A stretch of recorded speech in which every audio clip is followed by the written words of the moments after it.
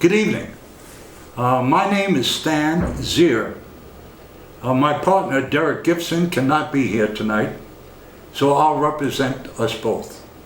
We are part of a coalition called the Victorious America Coalition. Our intentions are very simple. We are honoring our founding fathers by bringing absolute clarity to the bewildering rule of law, the one unifying concept that sustains our freedoms. Everything related to our glorious republic can be explained, so there is no doubt about any of our endeavors. About 2 weeks ago, it came across the news that the NAACP gave a directive to black people, people of color, not to go to Florida, that it was dangerous. I'm 78 years old. I grew up with the NAACP. It was a wonderful organization that fought for people's rights and encouraged every American to respect each other and the integrity of each other, regardless of skin color. Martin Luther King did something incredible.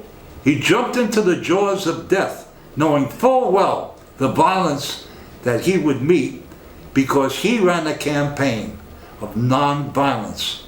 An incredible feat, but yet he won in the Supreme Court when they announced the right of all people of color to vote. That was a crowning victory for our country.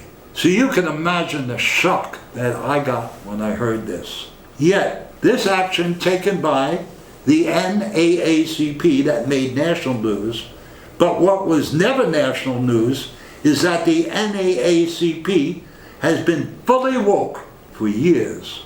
It has been making a mockery of Martin Luther King's dream for America and of our founding's decree in the Bill of Rights, which declared everyone is created equal. The NAACP says that it's a pipe dream, since America has never evolved and created a more perfect union, but actually the opposite is true. We have to stop being politically correct. The race or color of any group does not matter when you are in a fight for the survival against those from within who wish to destroy our country and the vision Martin Luther King and our founders had for America. They have declared the American dream is delusional.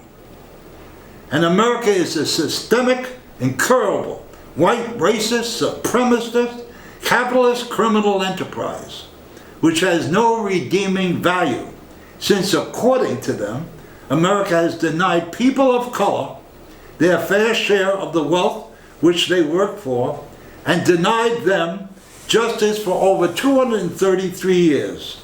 Now the NAACP has joined the countercultural crowd, claiming that it is facing an imminent threat from Trump's MAGA terrorist Republicans, who Biden claims are a threat to a free republic and the survival of all free people in the world. Therefore, America must be dismantled and built back better. Sound familiar?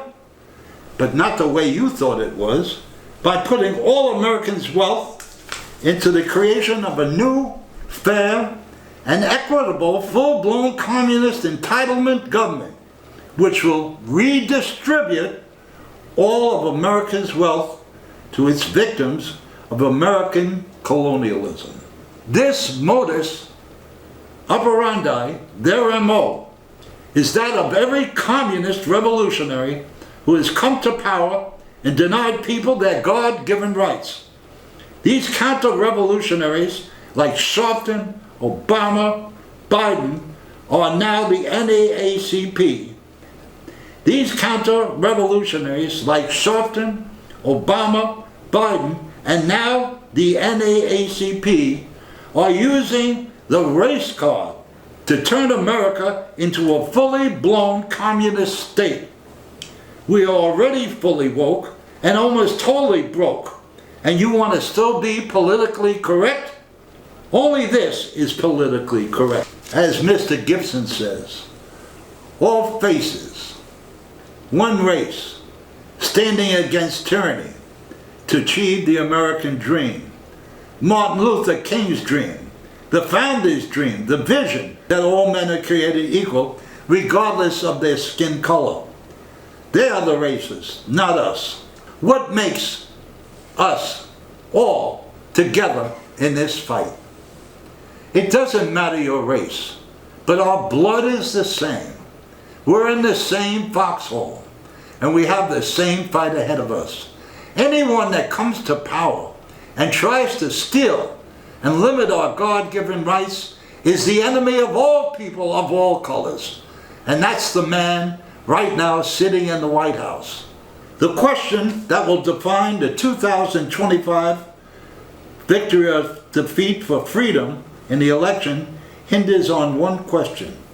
Is America moving forward to create a more perfect union or not? On November 19th, 1863, at the National Cemetery on the battlefield of Gettysburg, Lincoln delivered an immortal address. He used it to rally the troops and give them a reason to stand up and fight against insurmountable odds and to define the purpose of our nation's existence.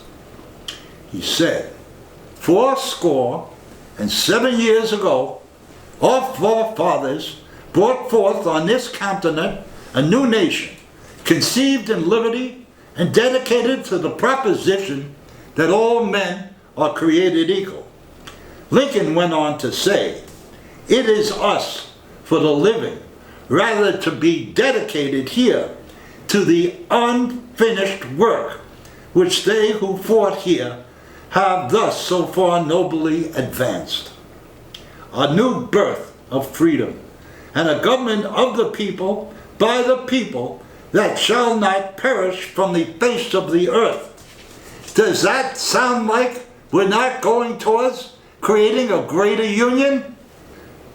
We cannot let them steal this dream that Dr. Martin Luther King had for a world where all people could live together in peace and harmony, regardless of race and color, but as one people, all races, standing against tyranny.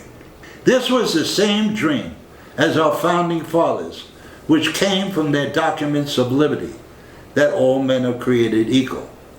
Look at how many untold millions of people died to reach this dream that Martin Luther King had for our country, where all people could live together in harmony. All the blood and sacrifices of these heroic souls who died to make this dream a reality, we must now carry with us, so they did not die in vain. We speak for them. We will never speak for those who say they died in vain. Are you saying to me that all these people, these millions and millions of people who fought for these dreams, are racist? Have you lost your mind? We should never listen to them again. Do not slander our country and the millions that gave our blood to make this dream come true, not only for us, but for the rest of the world. We all came together. Different cultures, different groups, different ways, different ideas, to create a more perfect union for the rest of the world, to end tyranny in the world. America exists to triumph over tyranny. And yet, we let these people say anything like that? Shut them up. Speak up. Don't stand for it. This is America, the nation that stood up against the worst odds in the world to defeat tyranny.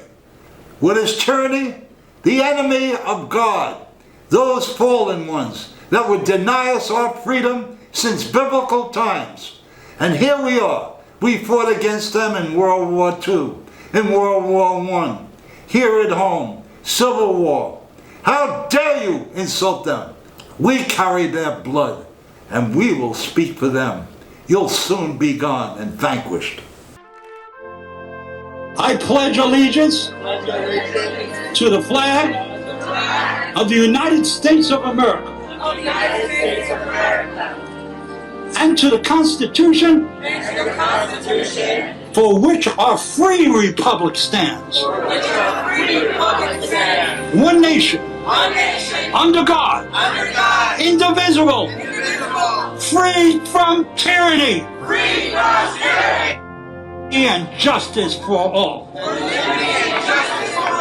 Thank you very much.